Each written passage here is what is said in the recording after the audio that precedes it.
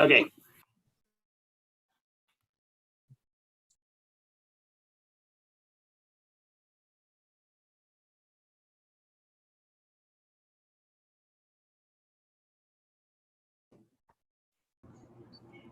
Okay, we are live.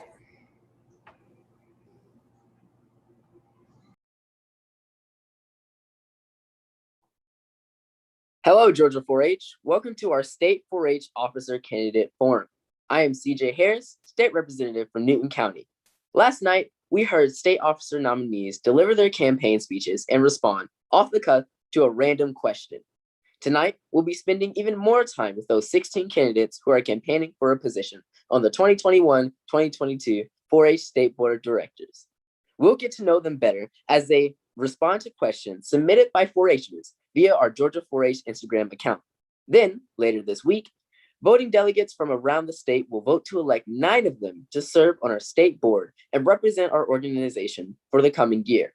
Now, Cooper Hardy, state representative from Pulaski County, will get us started. Cooper? Thank you, CJ. Let's kick things off by meeting our candidates. Welcome back to you all. So I'll call your names and you can reintroduce yourselves to our viewing audience. Remind us of your full name, county, district, and most importantly, your catchy campaign slogan. Let's get it started with Sammy David.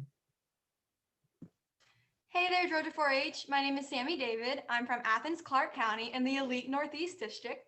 And my campaign slogan is brighten up state board and vote for me, Sunshine Sammy. Next up is Braylon Howell. Yo, what's up, everybody? It's Braylon Howell from Baldwin County. My slogan, and I'm from Northeast District, and my slogan is please lead the hype. It's the right time to vote Braylon for state board. Let's hear from Georgia Simmons. Hey, besties. My name is Georgia Simmons. I'm from Banks County, and I'm from the elite Northeast. And my campaign slogan is keep Georgia on your mind. All right, Christopher Kuvander. My name is Christopher Kubander. I'm from Ware County, and I'm from the Southeast District. And my slogan is don't be bitter and vote for Critter. Next up, let's hear from Jay Lovett.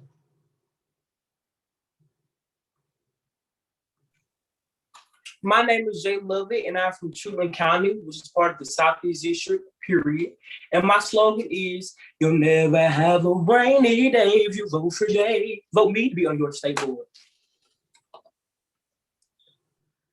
Next up, let's hear from Davis Slate.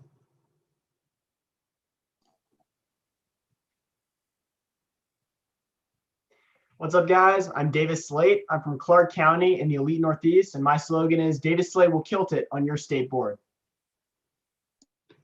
Next up, how about we hear from Katie Beth Brewer? Hi, everyone. I am Katie Beth Brewer from the Southeast District and Dodge County, and you better be betting on Brewer for state board. Next up, why don't we hear from Hinana Tomlinson? Hi, everyone. My name is Hinana Tomlinson from Sumter County in the amazing Southwest District, and my name is Don't Say No to Hinana.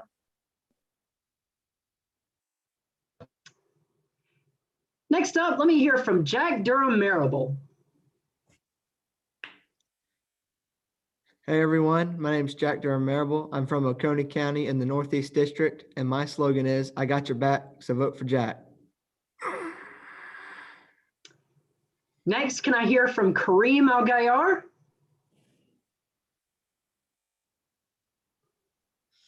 Hello, I'm Kareem Al-Gayar. I'm from Fayette County, and I'm from the Great Northwest District, and my slogan is your 4-H friendly Spider-Man, Kareem Al-Gayar. Next up, let me hear from Ashton Aites. Hello, everybody. My name is Ashton Aites from Coffee County. I'm from Southeast the Beast, and my slogan is vote Ashton Aites, the 4-H Kevin Gates. Next, can I hear from Madison Wood? Hey y'all, I'm Madison Wood from the Best Northwest and Floyd County, and I hope you would, but Madison Wood, your 4-H woodchuck. How about Tyler Sims? Hey y'all, my name's Tyler Sims, and I'm from Richmond County. I'm a proud member of the Elite Northeast, and my slogan is, I have the secret recipe for success. Next up, can I hear from Kaylee Collins? Hi everyone, my name is Kaylee. I'm from Spalding County in the Northwest District, and my slogan is keep things moving, but for me, Kaylee Collins. And finally, let me hear from Anaya Hall.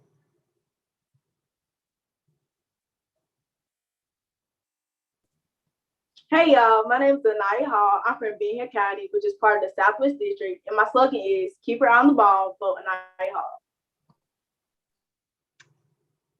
Thank you all candidates. All right, and with that out of the way, let's jump right into some questions. So first up, a 4-H'er wants to know, what would you say to someone who is thinking about joining 4-H to convince them to join? Christopher Kubander, what would you say? If I was talking to a student about joining 4-H, I would tell them about all the amazing opportunities it's given me since I was in first grade. I started in pre-club showing livestock and have showed livestock up until now. And I've participated in so many events. I'm a One Georgia ambassador where I'm allowed to learn about agriculture, and the experiences it's giving me, meeting new people, has been wonderful. And the leadership skills it's given me and the communication skills, it's something that nobody can pass up on. That's what I would say. That's a good answer. Hinana, what would you say? Well, 4-H is an amazing organization. It helps people with leadership skills, portfolio. It not only gives you fun and lets you meet new friends, but it helps you towards your future. And 4-H has changed my life. I used to be like a real shy kid that couldn't talk to anybody, and now I'm running for state board. I just know that anybody that joins 4-H has an amazing future ahead of them. That's also a great answer. How about Georgia Simmons? Do you have any thoughts? What would you say to someone who's thinking about joining 4-H? One of the things that really hooked me into doing Georgia 4-H is in 5th grade. It was the end of summer camp, and we had a huge dance. And me being in 5th grade, I started to become more shy and in my shell. And whenever you're in a dance with other people, it just makes you really break out and just be yourself. And also, like, the church clap, Cotton Eye Joe, it goes crazy. It's just so much fun. Those are some pretty great answers. Amari, what are the next questions? A large part of the 4-H experience would be leadership. So my question is, what does leadership mean to you? And we'd like to hear from Jay Lovett first.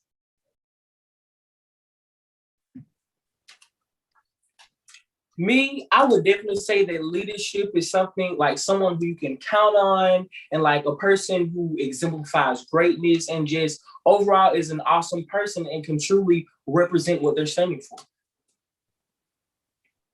That's a great answer. Now, Katie Beth, what does leadership mean to you?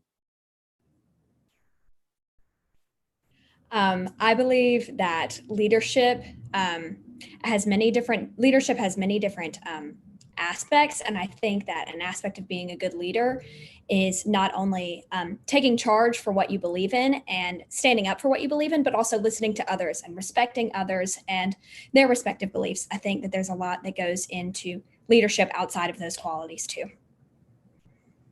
That's a great answer to what leadership means to you. But last but not least, I'd like to hear from Kareem El Gayer. What does leadership mean to you, Kareem?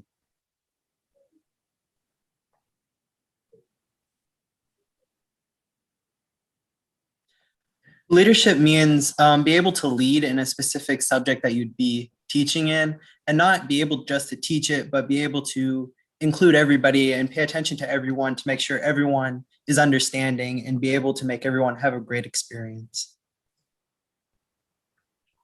Mm-hmm.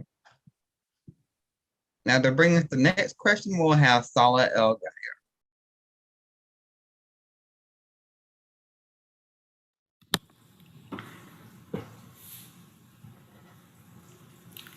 So, Julia Wood, I have a very intent, or Madison Wood, I apologize. Madison Wood, I have a very important question for you, something very serious. What's your favorite food? I gotta say, really anything Italian, but since I make a mean chicken parm, I think probably chicken parm. Sounds good. That sounds delicious. Now, Braylon, what would you say is your favorite food? I mean, it used to be pizza, like pizza or pasta, like, cause like I had some pasta yesterday, and man, it was hitting differently. I'm not gonna lie to you, but yeah, I like pasta a lot because you can pretty much put anything on pasta, crab meat, shrimp, anything like that. So pasta probably. Okay.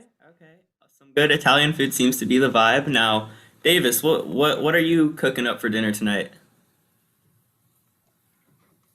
Well, I have to say my favorite food is the all-star meal from Waffle House. Not because it's particularly good, but just because after soccer games or just hanging out with friends, going to Waffle House at like 11 o'clock at night and just seeing Waffle House at 11 o'clock at night is always an adventure. And I'd have to say that's probably my favorite food.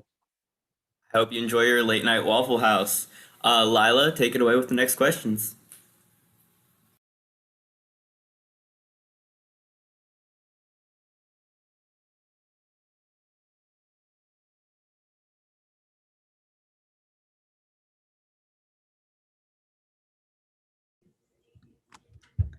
All right. Lila is not with us just yet. Who is going to take that question for her? And I'm back. So, there we go. If you don't get elected to board this year, how will you impact your involvement in 4-H? Let's hear from Tyler Sims. Well, one thing I would do is I'm currently at Cloverleaf Camp, so I continue leading the children here as a counselor. But I would go home and work on recruiting more members. This is what I've been doing for the past year. I've been trying to grow my local 4-H to as large as I can get it, so to inspire more students and to keep getting more people involved. That's a great response, and good luck with that. Jack Durham Marable, what about you? If I were to not get on state board this year, I would definitely keep competing because I love competing in district project achievement. I'm working for that master status this year at State Congress, and I'd also continue in my leadership and action projects and other projects with my county council. Good luck into those endeavors. Anaya, what about you? If you don't make it on board, what are your plans? If I don't make it on board, my plans would be to still stay involved in my county and my community because it's just a minor setback to a bigger comeback. As it should be. So, next up with some questions is Cooper. So, Sammy, I'd like to know, what has kept you motivated in 4-H up to this point? I would definitely have to say, while all the competitions and stuff are great, it's just the hope of being able to see all my friends and meet so many new people at each 4-H event. And I'm really glad that we're finally getting to go back face to face. So those are definitely the driving factors that keep me coming back. I think we can all agree we're pretty ready for everything to go back to face to face. What about you, Christopher? What has kept you motivated in 4-H up to this point? Definitely being able to see my friends. Like I said, I've been a part of 4-H since first grade, but it was really when I became a junior 4-Her, when I got to meet a lot of people, that hooked me, being able to meet people from across the state. It was just an amazing experience, and that's truly what got me hooked, was being able to know people from all different diversities and backgrounds, and knowing that we can all be friends without issue. It's great to have a getaway like that, which is what 4-H is. I agree. There's always someone you can meet in 4-H that can become the best friend ever. What about you, Willie? What's kept you motivated in 4-H up to this point? Well, I would have to say the community that we have and just the connection that we have with each other. It's always great to like come to a 4-H event and like hug each other. We can't do that right now, but just be able to hug each other and embrace each other and embrace our differences. I just think it's all about like the connections we just have with each other, just connection. I agree. Man, those were some good answers. All right. E10, what are the next questions? All right. Our next question is going to be, how different do you think your life would have been if you hadn't gotten into 4-H? Our first person to that question will be Ashton Ates. If I wasn't in 4-H, my life would not be the way it is today. Like, I would not have the friends I have today and the support from my friends to be able to do stuff I wouldn't be able to do back then. So I just want to thank them for everything they've done for me. Yeah, that's an awesome answer. I agree. I believe Jay Lovett is our next person. How different do you think your life would have been if you hadn't gotten into 4-H?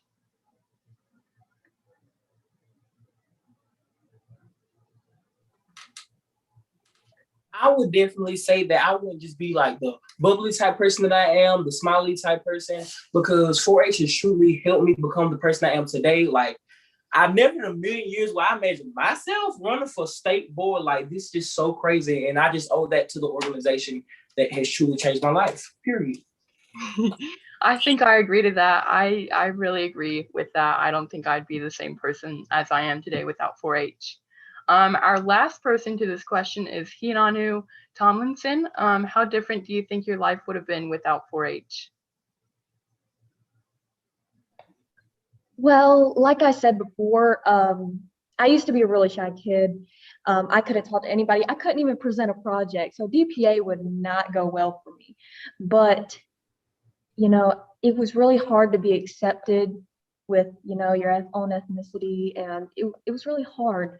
But when I joined 4-H, I got to know how to be a leader. People accepted me for me. And I can't imagine where I'd be at right now if it wasn't for this organization. All right, great job, Hinanu. I have to agree with you. Our next person is Salah El Gayar with our next question.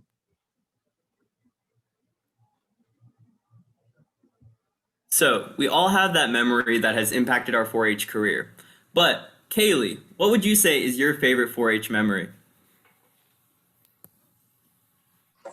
My favorite 4-H memory would probably be, I probably have to say it's not like just one specific thing, but it'd probably be my entire junior board year when I served on junior board, because that was really like the first year that I did become more active into 4-H and like entirely. So I was able to meet more people like 4-Hers and then also meet like state members and all. That was really an amazing year. And I remember meeting Mason McClintock for the first time at a UGA game, and that was probably a really big highlight because I was like, oh my gosh, like I was like, I'm on junior board, so it was really fun. But definitely my junior board year, because that's what really set the foundation for everything, like being able to see everything. So probably my junior board year.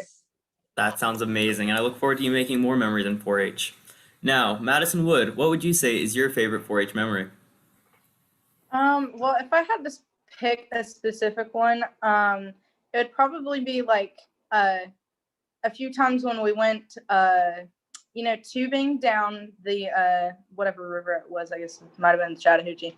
I don't know. My mom was actually there as like a volunteer, so like she would like scream going down the river, and she reminded me of what's it called? Marge from like Aunt Marge from Harry Potter. So that memory definitely. Sometimes it's like the smallest county things that really impact your 4-H career more than you expect. It's not always a big thing. Now, let's hear from Katie Beth Brewer. What's your favorite 4-H memory? I would have to say that my favorite 4-H memory was going to senior conference in spring of 2019. That was my first big statewide event that I took part in, and I met so many people in that event that have really changed my life for the good. So I can thank it all to that one event. So yeah, that has to be my favorite senior conference. That was a fun event. I remember that also being one of my first major events. CJ, let's let you take it away with some questions. Alrighty. Looks like it is my turn.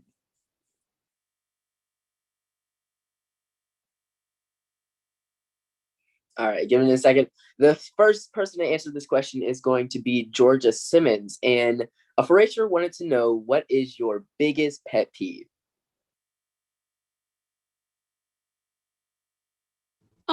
My biggest pet peeve is, say, like, you're at the dinner table, you're eating, and it's all good, you're having a great time, and somebody lets out like the fattest burp ever. I know that's so disgusting, but like, I'm trying to eat, bro. Like, and I hate belching. I think it's so, I don't know, like, not classy at all. I hate it. I hate it.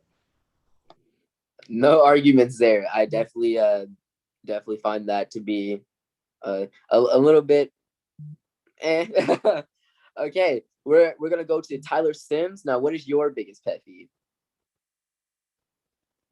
My biggest pet peeve would have to be, and it's not just anytime someone disrespects someone, but sometimes when something's just said, like a rule or something, and then it's immediately broken, or someone immediately tries to break it. It's just like that blatant disrespect for no reason, just to like so they can show off. Oh, for sure. Definitely when someone does something like that, it definitely shows a bit of their character, But moving along, we got Braylon Howell. Now, what is your biggest pet peeve?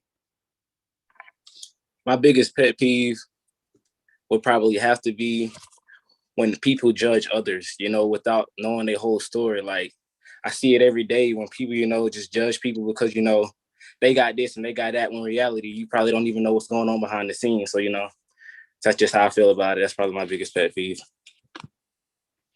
Man, no quarrels there. I agree with you 100%. Never judge a book by its cover, obviously, because you never know what type of person someone is or what they're going through. Alrighty, I'm going to hand it over to Amari, and he's going to get started with our next question.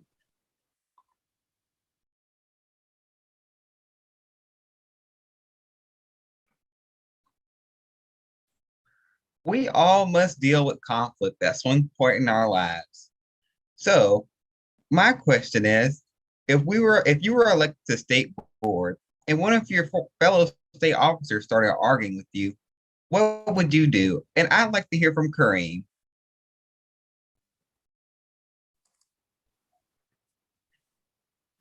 If there was an argument going on, I would try to keep it more chill and try to like lower the tension and try to come to an agreement. And try to like get other people's opinions in the situation if it's like their opinion that they're arguing about. Mm-hmm. That's a great answer, Kareem. And next up, I'd like to hear from Sammy David.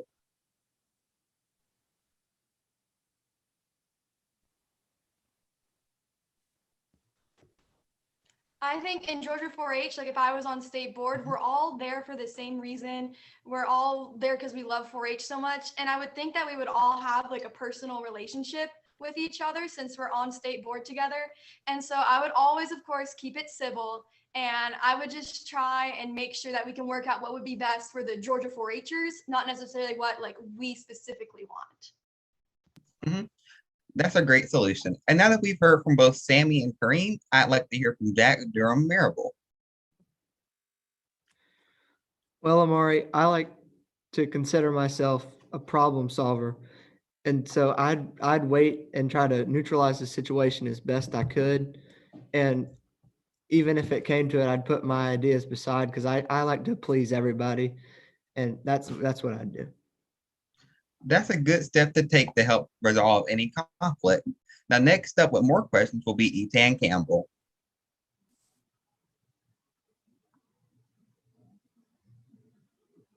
All right. Our first person to my question will be David Slate. My question is, if you see someone being excluded from a group or activity, how will you help them feel included? Well, always, when you ask that question, the first thing that comes to my mind is when people are standing in a circle and there's one person that's kind of on the outside. Whenever that happens, I always try to take a step back and pull them in or wave them in. Just the other week at Extreme Camp, I was making a group of kind of a circle, and whenever somebody new would come over, our first day when we were just getting there and meeting people, and whenever somebody new would come over, I'd try to pull them in and pull up a chair to get them in the circle. And I mean, everybody wants to be involved, and just finding a way to open up that circle, especially if it's a group of people that have been together for a long time, finding a way to find that common ground and get them involved, welcome them into the conversation, and make them feel comfortable. Thank you. That's an awesome answer, and I'd have to say I do agree. Our next person is Ashton Eights. How do you respond to that question? How are you going to help someone feel included whenever you see someone being excluded?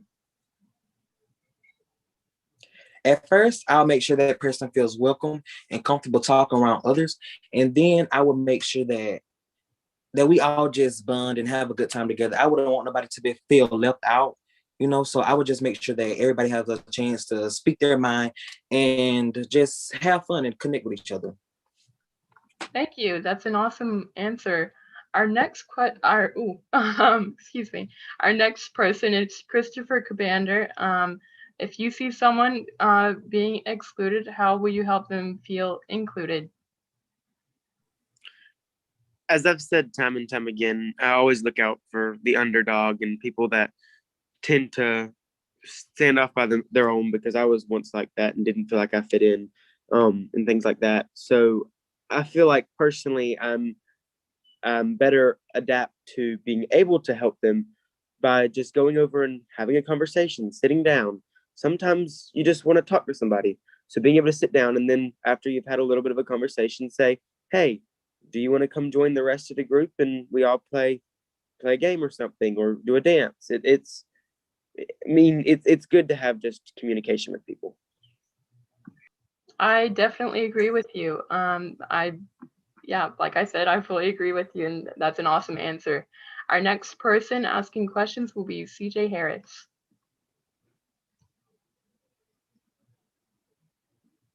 What's up, everybody? I'm back. We're gonna start off this question with Anaya Hall. This is a pretty personal question. Now, what 4-H'er has had the biggest impact on your life?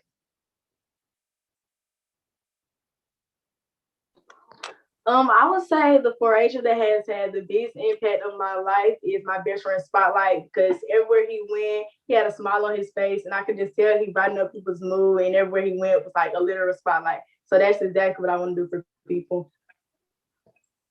That is amazing. The thing about Spotlight, pretty ironic that, his nickname was Spotlight, but he always shined the spotlight on other people from what I've seen and from my experiences with him. He was such an awesome dude. Alrighty. Kaylee Collins, what 4-H'er has had the biggest impact on your life? The 4-H'er that's had the most, the major impact would definitely be Madison Clemente. When I was on junior board, she was my senior board mom. So instantly we had that kind of relationship, especially if you've been on the senior board and you have the relationship with the junior board. Definitely her. We've done a lot of different stuff together with 4-H, like the One Georgia Urban Rural Exchange program. She's definitely been helpful along with a lot of steps of the process, especially going throughout 4-H. So probably Madison Clemente. Madison Clemente is definitely she gleams for sure. She's such a kind, sweet person. So I definitely feel you on that one. Alrighty, Jay Lovett, what 4-H'er has had the biggest impact on your life?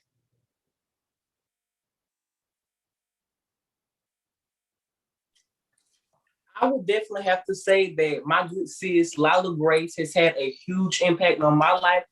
Y'all understand, that's my girl. Lila Grace and me are two peas in a pot. She shows, she exemplifies a big smile on her face. She shows that every time, you're in a big old building or something, that she can always bring y'all together. And I feel like that is, very good to be looking at. Yeah, no quarrels there. Working on board with Lila has been nothing short of a dream. She's been such a kind and supportive friend. She's been so funny, and she knows how to take charge, and just literally all the above. She's a jack of all trades for sure. So I agree with that. Moving on with the next questions, we're gonna have Cooper. So being on state board, you're often in the spotlight and a lot of people are always watching you. And sometimes that might come with some criticism. So Willie, I'd like to know, how would you respond to criticism from fellow 4-H members and or leaders? First, I would listen to what they're saying, because most of the time it's not to harm you, or just sometimes it's not negative.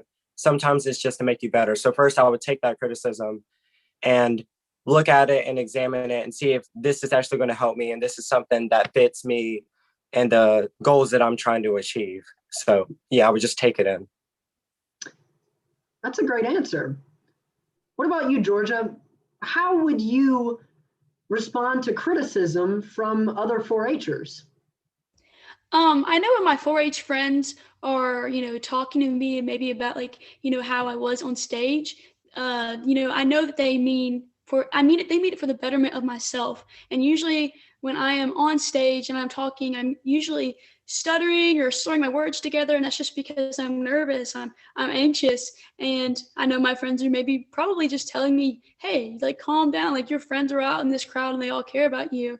And I would just take that criticism, most definitely. That's a great answer. What about you, Madison? How would you respond to criticism? All right. Truthfully, I'm a pretty sensitive person. So honestly, I'd probably be kind of upset that they said that, but I'd get it. I would better myself from it, and I would listen to that after my period of being upset, and better myself from whatever the criticism was that they said. Those are some great answers. Amari, what are the next questions?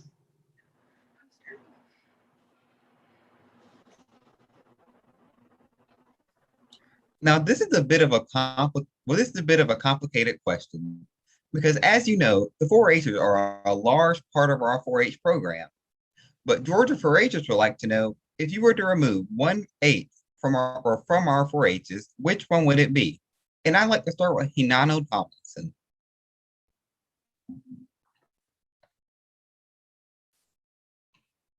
Well, that's a pretty complicated question. You're right. Because 4-H's, definitely not help, because you have to have help in order to help people, which is your hands. I pledge my head to clear thinking, my heart to greater loyalty, my hands to larger service. You can't do that without making sure you're okay as well. I would have to say head, because even though that is a very crucial part of 4-H, I personally believe your gut feeling is along with your heart. So you want to make sure everything goes well with the organization. You want to make sure that heart is definitely a part of 4-H's, because caring is a big part of it. That was definitely a great explanation as to which one you remove and why. And next up, I'd like to ask Kareem for his answer.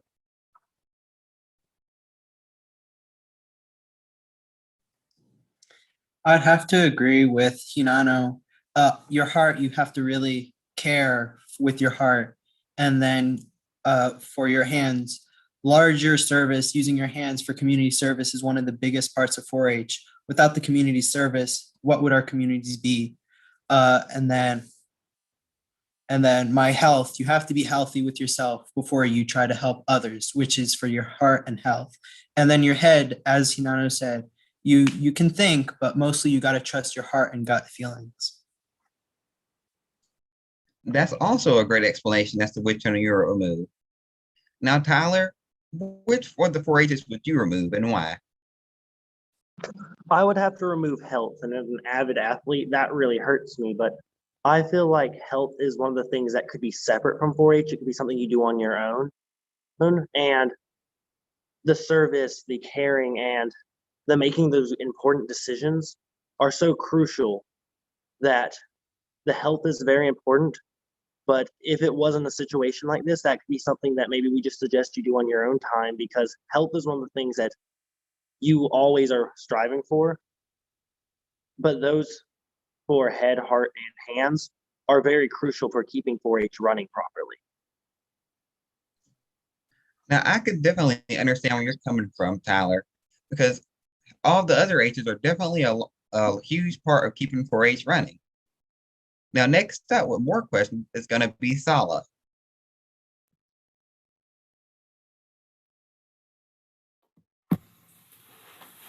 So 4-H has always been, since I was in 3rd grade, something super important to me. But I want to know, Katie Beth, why is 4-H important to you? 4-H has always played a huge role in my life. I've been involved with 4-H since the 4th grade. And like I said earlier, I just am so thankful for all of the friendships that I have created through this amazing, amazing organization. And I can speak for myself on that matter, but I can also speak for all of the 4-Hers around me, the impact that it has had, not only on my community, but for our state as a whole. Just really warms my heart. It really is what keeps my love for 4-H going and growing more and more. That's great. Everything about 4-H is so amazing, no matter what aspect it may be. Davis, what about you? Well, to me, I would say that 4-H is super important to me, and I'll give you an example of why I think it's so important. When I went to high school, I switched schools, and I had been to school with the same group of people from 1st through 8th grade. And I think that 4-H really taught me the social skills and really just taught me how to put myself out there, that let me make new friends in my new school and assimilate into the community. And more so, I think, like, even from when I was in 5th grade, when I started through middle school with healthy competition with like Sammy or Luke or other people from my county, or even through high school, just having the chance to see my friends from all across the state, or as I live in Athens, which is very central to a lot of 4-H stuff, as some of my friends come to Athens for UGA or UGA games or something like that, I get to see them. And just that feeling of family and belonging is something that I could not thank 4-H enough for. It's something that no matter what you do in 4-H, you'll always have that sense of belonging. And as someone that's always been, even when I was little, I was a loud kid, but I didn't know how to socialize that energy. And 4-H has allowed me to really socialize that energy and be, like you said, interact with people and become friends with them. What about you, Sammy? Why is 4-H so important to you? Well, first of all, a really obvious answer to that is all of the amazing people I've met in 4-H. But there's also this sort of sense of magic I feel at certain 4-H events, like when you're team leading at Cloverleaf Camp and you're all screaming for the tribal shield, or when you're watching the new set of district board members being elected. There's just a sort of magic and community in the air, and it just really makes me realize how far I want to get involved with Georgia 4-H. 4-H is like a third Disney World. It's just full of magic. So next up, let's hear from Amari with some more questions. Now, this may be a question to come up during your state board term if you were to be elected, and it relies heavily upon your critical thinking skills and your ability to cooperate with your board. What would be your plan to help raise the number of actively engaged youth in Georgia 4-H? And first, I'd like to hear from Braylon Howell. Can you repeat the question, please? What would be your plan to increase the involvement of youth in Georgia 4-H? All right, so to increase the involvement of youth in 4-H, I would first begin on, promoting what 4-H stands for, health for greater living, hands for greater loyalty and stuff like that. So, I would tell these people about, how 4-H can help you with community service. And then I will make sure to tell them about all the people you can meet in 4-H, about the relationship that you can make. Because, 4-H has been a big part of my life. And a big part of that is all the friends that I've made. So, yeah, I would definitely focus on community service and all the relationships that I've made. That's a great answer, Braylon. And now I'd like to hear from Anaya Hall. Could you repeat that question, please? What would be your plan to increase the involvement of youth in Georgia 4-H? I will let them know that there is a place for everyone in 4-H, whether you want to do shooting sports, showing livestock, and that you can get out and reach your community, and that the organization can change you as a person, including the people that are in the organization. You can call this place your second home. Georgia 4-H really does have something for everyone. And now that I've heard from both Anaya and Braylon, I'd like to hear from Ashton Ates. To greater the involvement in 4-H, I would first tell everybody what 4-H has done for me and my life. Like 4-H has impacted my life very much. And then I would try to make sure that, everybody would just be involved with 4-H and be able to come to to be able to see the stuff that we do in 4-H and how has it changed our life. Georgia 4-H truly does have an impact on many youth throughout our state. And now we'll have Ethan Campbell to come up with the last of our questions. All right, last question. Our first person to this last question will be Jack Durham Marable. And your question is, what unique quality would you bring to the state board team? Unique quality I'd bring to the state board would be I'm on the football team, so I have good teamwork and also mental toughness. I don't let the little things get to me, and I can just let that go in one ear and out the other, but mostly the teamwork aspect. That sounds awesome. Thank you. Our next person is Willie White. What unique quality will you bring to the state board? Or I feel like everyone would have this anyway, but I'll make sure that I use my time on state board to make sure that I communicate with the other members and just communicate with the adult advisors just to make sure that everything stays on one accord and everyone is able to understand what job we have to perform. That's a great answer. Thank you. Our last person is Kaylee Collins. What unique quality will you bring, Kaylee? My unique quality would probably be my enthusiasm. So I oftentimes get told by a lot of my friends that every time that they see me, like I'm always smiling. I'm always like a really happy person just to be around. And so being on state board, like you're going to need that like some during the tough times, and like we'll definitely be able to work things out. Because I always look at the positive side of things, even when things start to go in the opposite direction. So definitely my enthusiasm for state board. Thank you. That's an awesome job, Kaylee. All right. Now that is all done, thank you so much for your responses, and thanks to all of our candidates this evening. You all did a great job, and I feel like I have a better understanding of your personalities and viewpoints. To all the voting delegates out there, remember that your role is extremely important. You determine who our next state officers will be. So thank you for joining us tonight, and remember to be checking your email. Sala? Starting at 9 a.m. Thursday morning, voting delegates will be sent a unique link that enables you to cast your vote in the first round of voting. Be sure to click that link and cast your ballot by 5 p.m. The 5 candidates who earn the most votes will be announced Thursday evening at 7 p.m. here on the Georgia 4-H YouTube channel. Those 5 candidates will serve in the at-large state officer positions. Then, starting at 9 a.m. Friday morning, you'll need to check your email again. You'll be sent another unique link that enables you to cast your vote for your choice of district representative. Again, be sure to click that link and cast your ballot by 5 p.m. that same day. The full election results will be shared on Sunday morning at the senior event. Amari Woods, state representative from Tift County, will now share closing comments. Amari?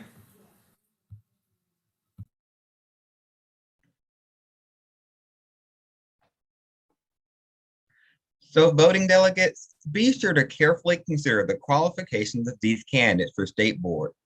Consider which individuals you think would best represent you and Georgia 4-H, to county and state officials, to donors and supporters, and to the rest of the world. Use the power that you have to elect who you want to represent you. Again, best of luck to all of our candidates, and good luck to our voting delegates as you make your decisions.